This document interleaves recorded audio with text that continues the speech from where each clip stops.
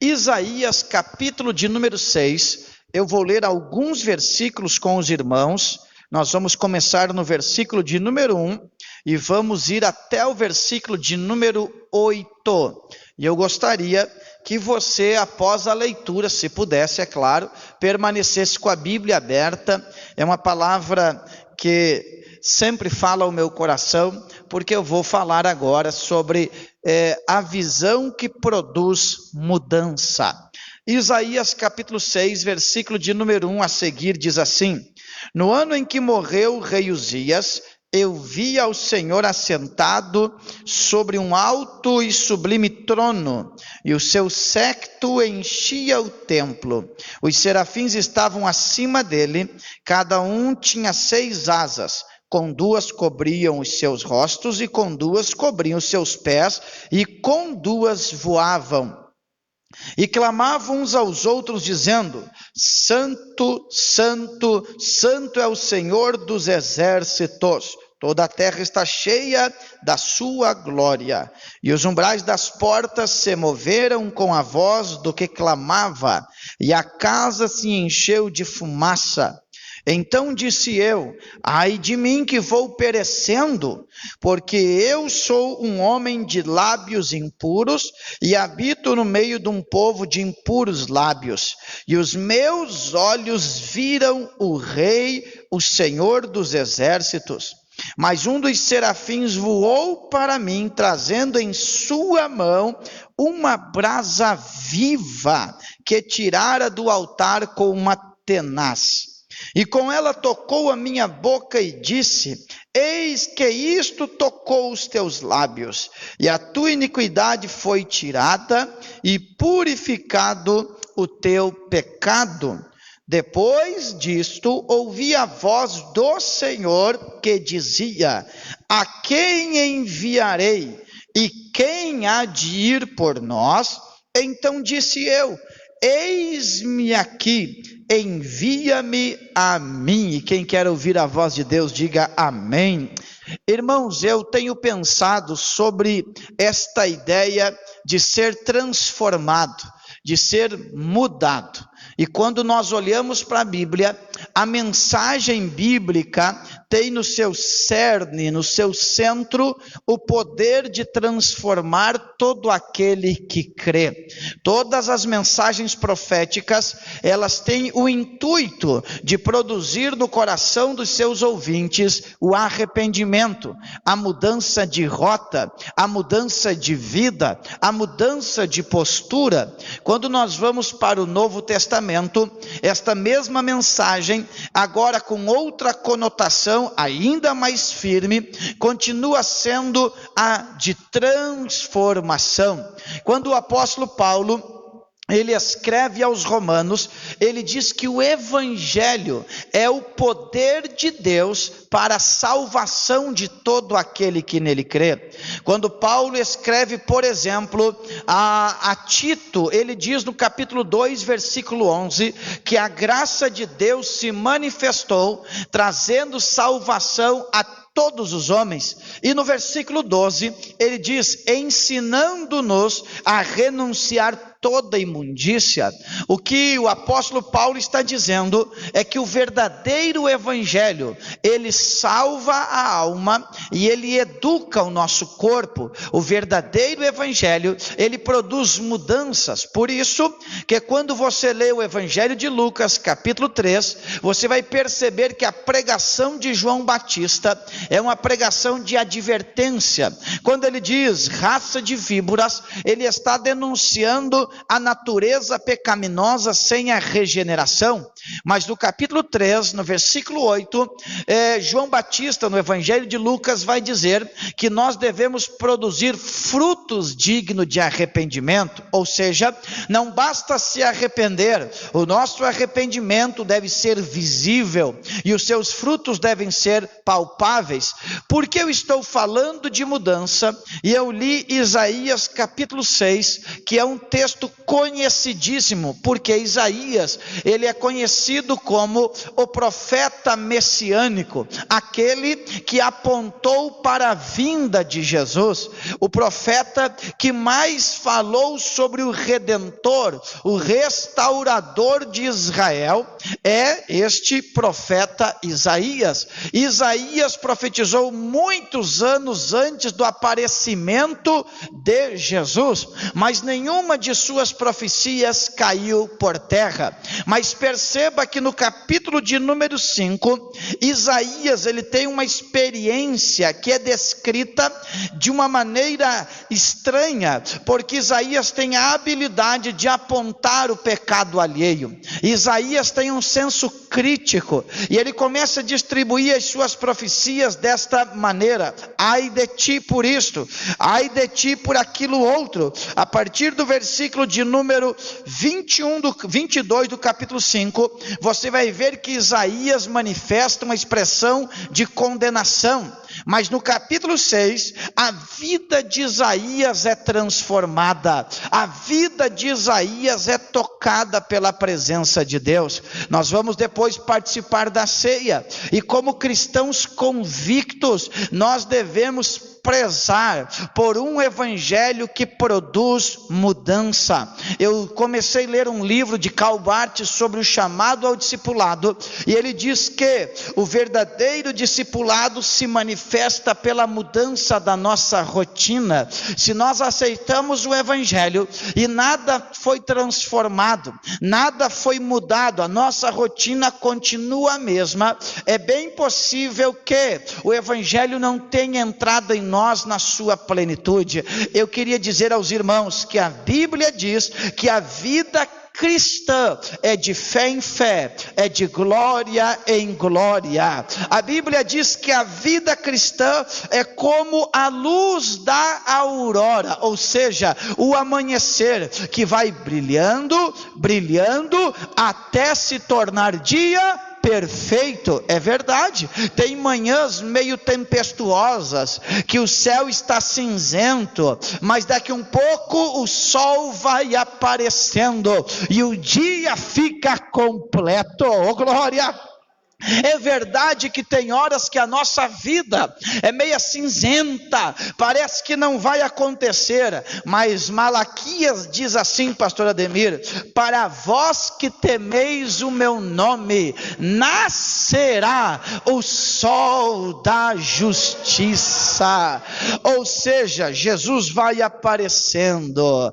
Eu queria dizer para vocês que eu creio nisto, porque Paulo, escrevendo aos Filipenses, no capítulo 1, e no versículo 6, ele diz assim: eu estou certo que aquele que começou a boa obra em vocês, ele vai aperfeiçoar até o dia de sua vinda. Eu queria declarar para você que ele está te aperfeiçoando. Quantos aqui querem ser transformados por Deus? Agora, Isaías, depois do capítulo 6, Mateus, Isaías nunca mais vai ser o mesmo, porque ele tem uma experiência transformadora. Ele tem uma visão que muda a sua história, que muda o seu destino, que dá outra postura para o seu ministério. E no capítulo 6, do versículo 1 ao versículo 8, Isaías tem pelo menos 4 visões que produzem mudanças na vida dele. A primeira visão, e quando eu falo de visão, eu não estou simplesmente falando de ver com os olhos, mas de compreender com o coração. E olha como começa o texto de Isaías capítulo 6, versículo 1. No ano em que morreu o rei Uzias, eu vi ao Senhor assentado sobre um alto e sublime trono. Lembrem-se que a Bíblia diz que ninguém pode ver Deus e continuar vivo. Lá em Êxodo, quando Moisés quer ver o Senhor, a Bíblia diz que Deus coloca ele na fenda da rocha e diz: Moisés, ninguém pode ver a minha glória e viver, mas eu vou passar de costas para ti. E então Deus passa e Moisés tem uma experiência, porque ninguém pode ver Deus face a face e permanecer vivo. Então o que o texto quer me dizer é que Isaías, ele não só vê, mas ele compreende que Deus é Senhor, que tem um trono, que tem governo no céu, na terra e debaixo da terra. Então qual é a visão que produz mudança? É o entendimento de que Deus é Senhor, é compreender que é Deus que governa. Qual é a tentativa do homem? A tentativa do homem neste mundo é a tentativa da autonomia, da independência. Faço o que quero, falo o que quero, penso o que quero, vou para onde eu quero. E isto não combina com o Evangelho, porque Jesus disse assim: aquele que quiser vir após mim, negue-se pois a si mesmo, tome a sua cruz e siga-me. Jesus disse para Pedro: Pedro, quando tu eras moço, tu te cingias e ias por onde queria. Agora outro te tomará pela mão e te levará por onde tu não queres ir. O que a Bíblia diz em Romanos, diz assim: quem és tu, ó barro, para questionar comigo que sou o oleiro? Quem sabe eu não tenho poder para fazer de vós como eu desejo, diz o Senhor. A primeira visão que produz mudança é a compreensão que agora eu tenho um dono, e a Bíblia diz: fostes comprado por bom preço, pelo precioso sangue de Jesus. Eu queria dizer para você que eu tenho um dono, você tem um dono. Pedro, quando escreve a sua epístola, ele diz assim, ó: vós sois nação santa, povo adquirido. Quem dá glória a Deus aqui? Lembrem-se que Jesus não deve ser só Salvador, ele deve ser Senhor. Lembra do que diz Filipenses capítulo 2? Versículo 5 a seguir diz que haja em vós o mesmo sentimento que houve também em Cristo Jesus, que sendo Deus não teve por usurpação o ser igual a Deus, antes a si mesmo se aniquilou, esvaziou-se a si mesmo, tomando a forma de servo, e foi obediente até a morte, morte de cruz, pelo que Deus o exaltou soberanamente e deu o nome que é sobre todo nome, que diante deste nome todo joelho se dobrará e toda língua confessará que ele é o Senhor. Quem aqui reconhece que ele é o Senhor? Oh glória! Se eu tiver esta percepção correta, Miriam, que Deus é o Senhor, eu já não tenho mais autonomia, eu já não me governo mais. A Bíblia diz que os filhos de Deus são guiados pelo Espírito de Deus. Então a visão que produz mudança é que eu não funciono fora de Deus, é Deus que manda para lá, é Deus que manda para cá, é Deus que comanda, e eu estou debaixo da ordem dele. Oh glória! É por isso que Israel, enquanto a coluna de fogo ou a nuvem durante o dia parava, eles não ousavam dar um passo, mas quando a coluna de fogo ou a nuvem de dia, ela se movia, Israel caminhava, porque andar debaixo da direção de Deus é a melhor coisa que tem. Irmão, eu queria, tanto nós, quando alguém que está acompanhando o culto desde o seu lar, peça ao Senhor: Senhor, eu quero te ver num alto e sublime trono. Tem gente por aí apavorado, quem está assentado nas cadeiras importantes dos municípios. Eu não olho para a cadeira, eu olho para quem está assentado no trono. O trono só tem um, ô glória. Cadeiras pode ter muitas. Mateus capítulo 23 diz que eles brigavam para se assentar na cadeira de Moisés. Quem quer sentar na cadeira de Moisés? Eu quero olhar para aquele que tem poder, todo o poder no céu, na terra e debaixo da terra. Nós temos que pedir ao Espírito Santo que ele nos convença de que estar submetido, sujeito à vontade de Deus é o melhor para nós.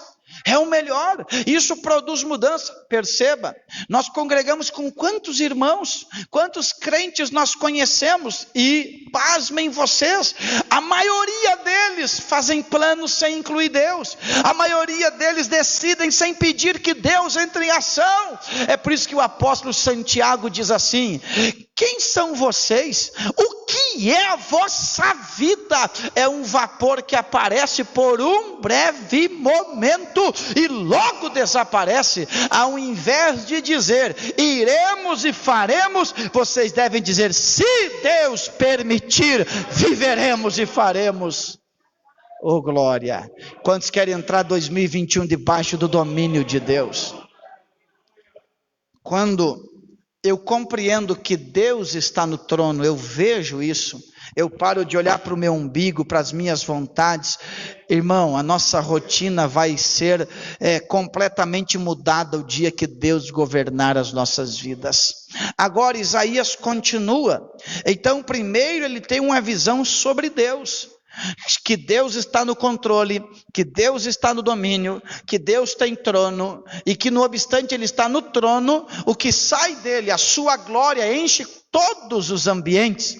Agora, além disto, se simplesmente eu ver Deus, eu posso não ser transformado. Uma coisa tem que levar a outra, é de glória em glória, não é verdade? É de fé em fé. Então Isaías, ele vê o Senhor, e quando ele contempla Deus, ele consegue, em segundo lugar, ter uma visão correta sobre ele mesmo. O problema das pessoas que têm uma má percepção sobre si, ou julgam ser mais do que são, é porque eles não viram Deus. Quando eu vejo Deus, quando eu tenho uma compreensão do domínio e da santidade de Deus, eu tenho uma compreensão de quem eu sou, de como estou, qual é a minha situação. Olha o que disse o profeta Isaías no capítulo 6, versículo 5: ai de mim que vou perecendo. Mas por que tu está perecendo?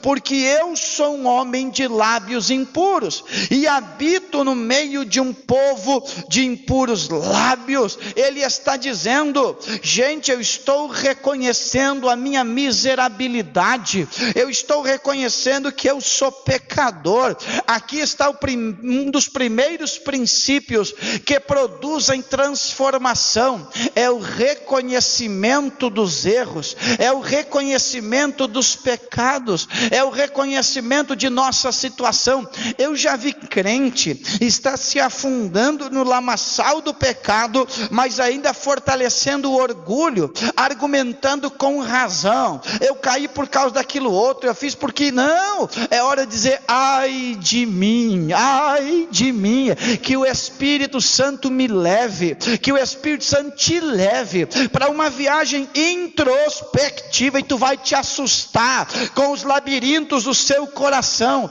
e com os monstros que muitas vezes estão lá. Então tu deve dizer, como disse o salmista no Salmo 139: Senhor, tu me sondas e me conheces. Tu entras aí nesse escuro da minha alma, nos labirintos do meu coração, com os teus olhos como tocha de fogo, e tu vai encontrando os desvios, e vê se há desvio, e se tem, guia-me pelas veredas da justiça.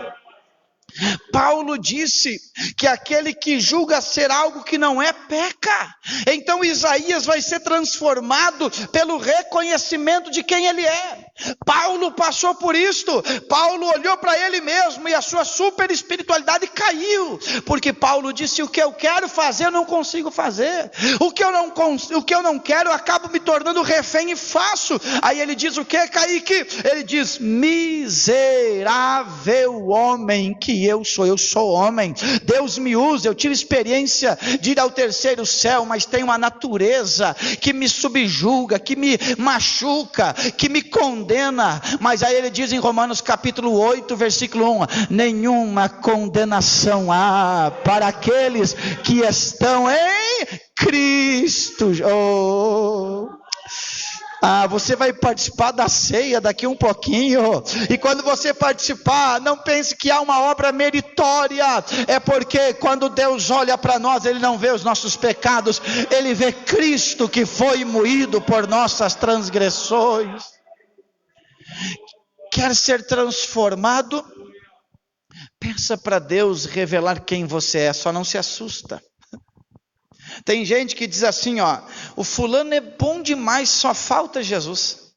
Mas então falta tudo, gente. Então falta tudo. É por isso que nós devemos olhar e dizer: ai de mim. É por isso que Jesus está na frente de um leproso. Gente, ele está com o bacilo de Hansen, a hanseníase, sua pele está toda avermelhada, quando não infecciosa já. A cartilagem do corpo está caindo, ele está apodrecendo. E Jesus olha para o leproso e diz: o que é que tu quer que eu te faça? E enquanto o leproso não abriu a boca e disse: eu quero ser limpo, ele não foi limpo. Não importa como os outros te veem, o importante é você reconhecer quem você é.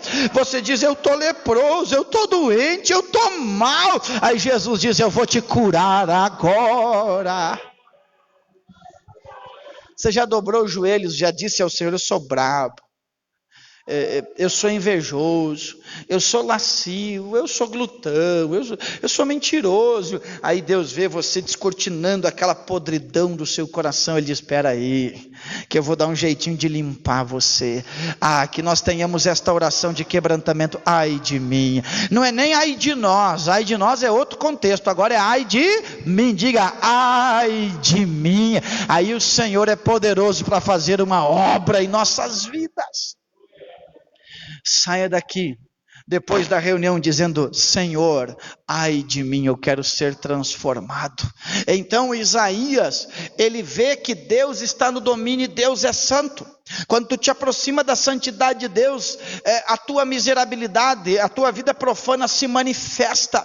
Mas se Isaías, ficasse só nessas duas visões, ele ia se matar.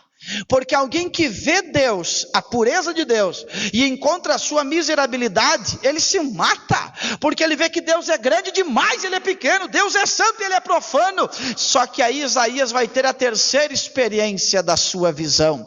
Olha o que diz a Bíblia aqui. A Bíblia vai dizer no versículo de número 6 e versículo de número 7: mas um dos serafins voou para mim, trazendo na sua mão uma brasa viva, que ele tirou da onde? Do altar, glória, e com ela tocou a minha boca e disse: eis que isto tocou os teus lábios, e a tua iniquidade foi tirada, e purificado o teu pecado. Qual é a terceira visão que Isaías está vendo? Isaías está percebendo o poder restaurador de Deus. Se eu vejo a santidade, vejo a minha miséria, mas não tenho a terceira visão, que é o poder curador, restaurador de Deus, eu morro, eu me mato. Então, se você viu que você é miserável, agora olhe para Deus e creia que Ele tem poder para te restaurar.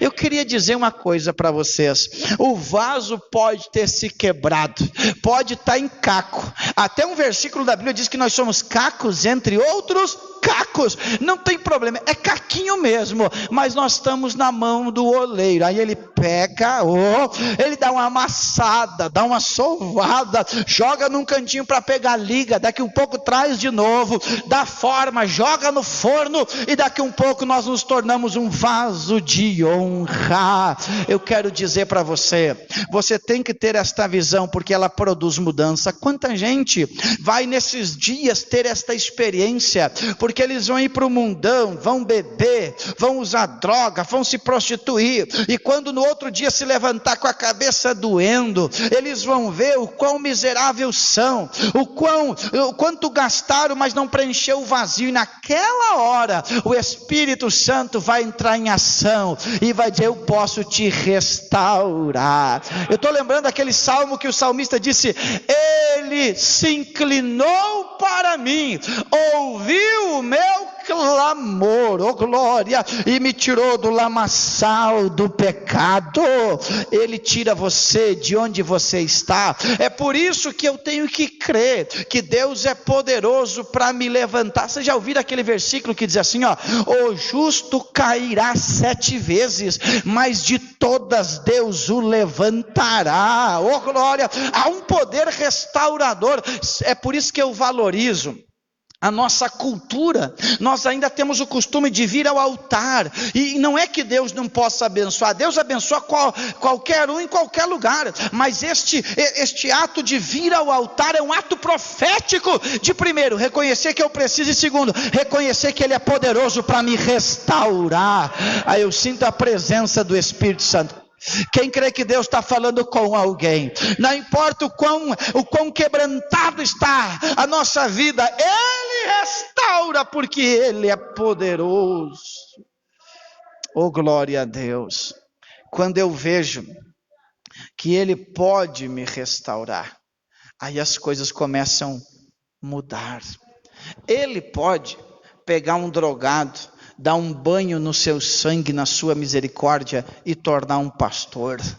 Ele pode pegar alguém que está depressivo, que a ansiedade está matando, que é hipocondríaco, já viciado em remédio, e pegar essa pessoa e lavar ela no sangue do Cordeiro, e em uma hora transformar a vida dele. Ele tem poder, gente. É por isso que tem um salmo que diz assim, olha o que diz, olha o salmo lindo. O salmo diz assim, uma vez falou Deus, e 2 vezes ouvi que o poder pertence a Deus.